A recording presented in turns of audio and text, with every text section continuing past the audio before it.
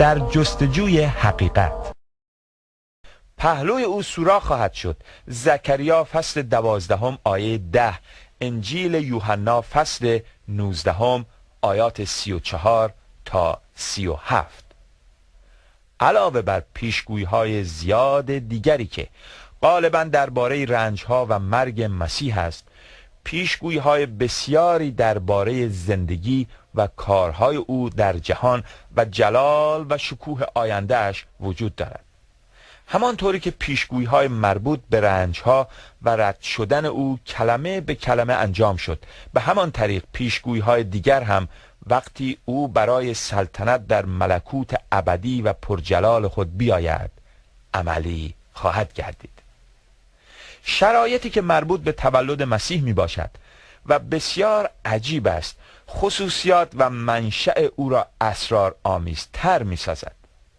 برای مسیح در عهد جدید بیش از 100 نام و عنوان ذکر شده، ولی هیچ کدام از این اسمها توسط بشر تعیین نشده است. در زمان تولد او و پیش از آن، مطابق متی باب اول و لوقا باب اول و دوم، خدا به وسیله مکاشفه مستقیم برای او 7 نام تعیین کرد که عبارتند از: 1. عیسی، لغتی از یونانی که از عبرانی گرفته شده و معنی آن خدا نجات دهنده است می باشد. 2. قدوس، یا آن چیز مقدس، که اشاره است به طبیعت مقدس او که از سایر مردم متمایز است. 3. پسر خدا، درباره این لقب بعداً توضیح خواهیم داد. 4. نجات دهنده، زیرا او قوم خود را از گناهانشان رهایی خواهد داد. متی فصل اول آیه 21. 5. مسیح، یعنی او مسیح موعود است. 6. خداوند، لقبی است الهی که بعداً توضیح داده خواهد شد. 7. امانوئیل، اسمی است عبرانی به معنی خدا با ما. از این 7 اسمی که توسط خدا تعیین گردیده می توان فهمید که او بالاتر از انسان است. در واقع همانطوری که مسیحیان عقیده دارند هر یک از این اسامی لقبی است الهی، ولی بین این اسامی فقط یکی باعث سوء تفاهم برای غیر مسیحیان گردیده و آن پسر خدا است. می‌دانیم که این لقب سوء تفاهم بزرگی برای مسلمانان ایجاد کرده است. به همین دلیل بایستی اولا شرح دهیم که چرا ما مسیحیان این لقب را به کار میبریم و بعد بگوییم که این لقب برای ما چه مفهومی دارد. مسلمانان میپرسند که چرا مسیحیان چنین اصطلاحی به کار میبرند؟ چرا آنها چنین لقب کفرآمیزی اختراع کردند؟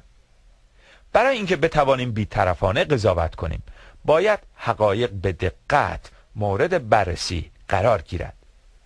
هیچ یک از مسیحیان این لقب را برای مسیح اختراع نکرده است. در عهد جدید اولین باری که لقب پسر خدا درباره مسیح شنیده شد وقتی بود که جبرائیل فرشته با مریم سخن می گفت. لوقا فصل اول آیات 26 تا 35. مسلمانان با مسیحیان در این مورد هم عقیده هستند که جبرائیل فرشته مأموریت دارد پیغام الهی را به مردم برساند و هیچ کس عقیده ندارد که جبرائیل لقبی اختراع خواهد کرد که کفرآمیز و باعث بی احترامی خدا باشد. آیا لوقا نویسنده انجیل خودش این لقب را اختراع کرد و پیغام جبرائیل را تغییر داد؟ لوقا به عنوان یک مورخ دقیق مورد قبول دوست و دشمن است و نمیتوان بدون دلیل او را محکوم به جعل چنین دروغ فاحشی از طرف خدا نمود. ولی لوقا از این اتهام تبرئه می‌گردد، زیرا خود عیسی همین لقب پسر خدا را بارها به کار برد و به مردم تعلیم داد که او را به همین نام بخوانند و به همین دلیل بود که پیشوایان یهود او را به مرگ محکوم کردند. عیسی کلمه خدا یا به قول مسلمانان کلمه الله است و بدین طریق نمیتوان او را به دروغگویی و کفر محکوم نمود. به علاوه 2 بار صدای از آسمان شنیده شد که خدا درباره مسیح میگوید این است پسر عزیز من. متی فصل 3 آیه 17 و لوقا فصل 9 آیه 35.